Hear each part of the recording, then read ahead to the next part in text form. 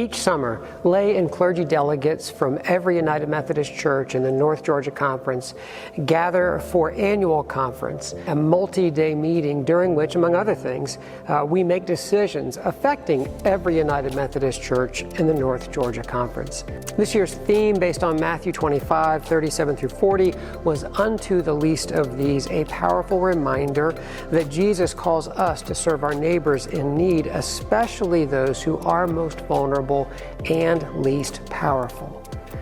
Truly I tell you, says Jesus in that passage, just as you did it or not to the least of these, you did it or not to me. Among the many highlights of this year's conference, delegates approved on the first full day of conference on Thursday. There will not be a North Georgia Conference and a South Georgia Conference. Instead, there will be a Georgia Annual Conference of the United Methodist Church. Practically speaking, that means that Bishop Robin Dees, who has been the bishop for 2 conferences, will become the bishop of 1 annual conference covering the whole state. Once they become one, we'll share not just a bishop, but 1 conference staff, probably still have 2 conference offices, but there will be 1 conference staff, 1 budget covering the whole state. Practically speaking, that also means that United Methodist pastors in the state of Georgia can be sent by the bishop anywhere in the state of Georgia, and likewise, United Methodist churches in the state of Georgia can receive a pastor from anywhere in the state of Georgia. For canon,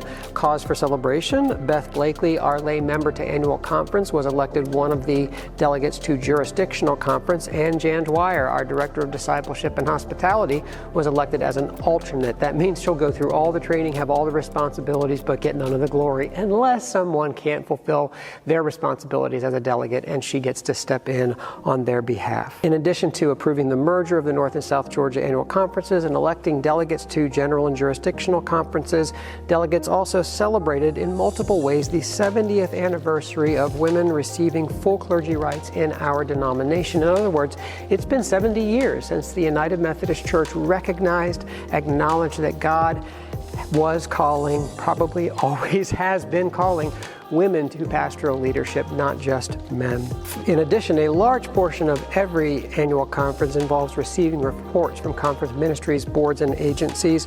A few highlights from my perspective were the reports from celebrations of the conference disaster response team, the United Methodist Men, United Women in Faith, scouting ministries, conference camping and retreat ministries, Camp Glisten, Murphy Harp's Children's Home, and our Conference Housing and Homeless Council. Finally, we also, on Thursday night, licensed 9 new local pastors, commissioned 7 new provisional members, and ordained 7 full elders. There was a lot packed into this year's annual conference.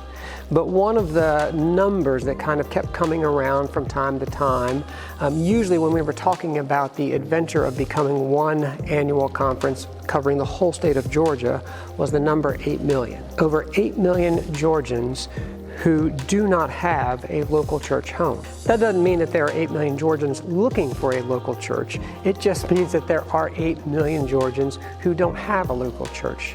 Some of them, of course, have a faith of their own. They may be Buddhists or Hindus or Muslims or Jews or Sikhs. Whatever the reasons, 8 million Georgians who don't have a local church, many of whom we know aren't looking for a local church, but we do know this. Each one of those 8 million is made in the image of God. Each one of those 8 million is so passionately loved by Jesus that he came into the world and onto the cross and was raised from the grave for them, for their salvation, for their rescue, their renewal, their healing, their hope. And each one of those 8 million, we believe, is actively pursued by the Spirit of God.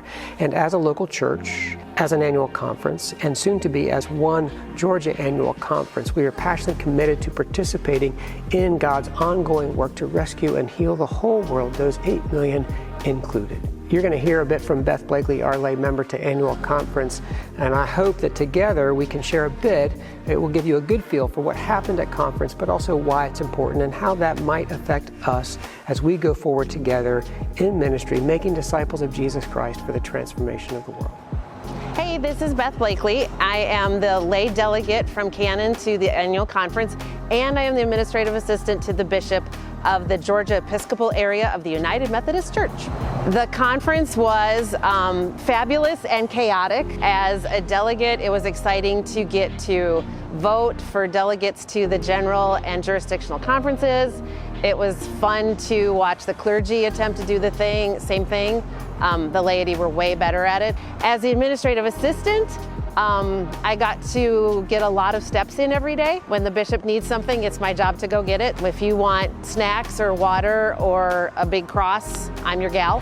I've been thinking about what the best experience is, and it's kind of hard because it's kind of like picking your favorite song or your favorite movie. There's just so many parts of it. I love getting to see people. It's that family reunion feel that conference has that's probably my favorite thing about conference. Former canon people, former canon pastors. It's kind of, I think there should be trading cards so that we can like collect our pastors that we've had over the years, but also the messages that were brought. Man, Methodists can go to church when we want to. It was incredible. And next year we'll be meeting as one giant conference. And I'm thinking a lot about what that's going to look like and how we can make it, you know, there's yours and there's mine and there's ours. And I want to figure out how we can truly make it next year an ours. When you go and you realize what a connectional ministry the Methodist Church is, there's all these booths where you can go and find out about all the different ministries. And I would really encourage you to take time next year to go, and even just for an afternoon, for an evening, Saturday morning even as it closes, I would just take the opportunity to see what it's all about for yourself.